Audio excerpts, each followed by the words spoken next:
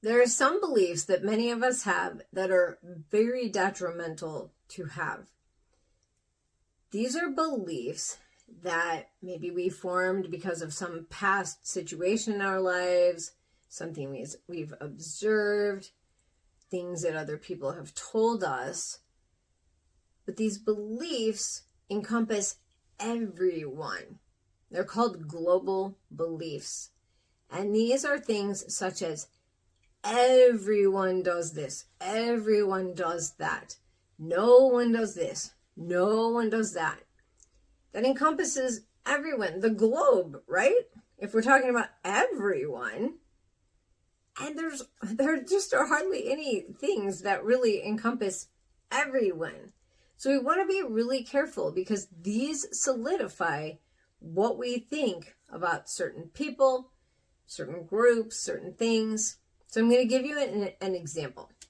Let's say you're in a relationship and your partner cheats on you. You could say all men are cheaters or men are cheaters, okay? So just saying men are cheaters, that implies all men, right? You could say all women are cheaters or women are cheaters, implies all women. Whatever the situation is, this can apply to anything. But I've talked to many people who say, men are this thing or women are this thing. If you're someone who believes that, I'm just going to pick one gender here to make it easier for my example.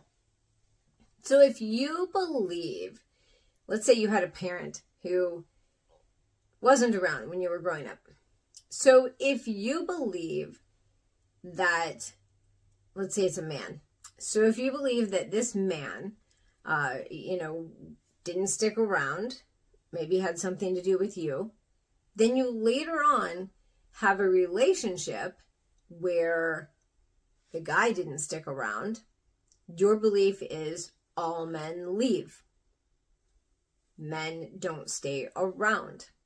Now, not everyone has these beliefs, but some people get these really solidified in their mind. Hopefully, you can look at some men or some women do those kinds of things, but not apply it to everyone. If you're this woman who has this belief that men don't stay around, you will never have a man stay around, ever.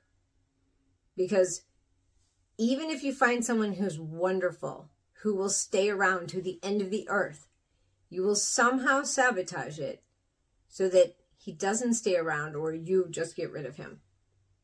And this happens a lot. People get stuck on thinking that one thing means everyone. It is very detrimental to you, very detrimental to your relationships, detrimental to many people. It's detrimental to people who hear you talking that way because they might start to believe it. Now you're influencing their relationships. So stop and think, are you saying everyone, no one, all, nothing? These are just rarely true. So if you're saying those, ask yourself, is this really absolutely true? And if it's not, start changing your wording. It's going to be kind of hard if you're used to saying that. But stop yourself and say, okay, wait, no, not all, some, whatever the thing is you're going to say. Some, or, not very many, if it's something like you're trying to say none. And people oftentimes even say, I've tried everything about some situation. And that's just not true because there are always many, many, many possibilities. So that's not true either. So just be really careful with what you're saying because you're solidifying these ideas in your brain and that causes problems for you.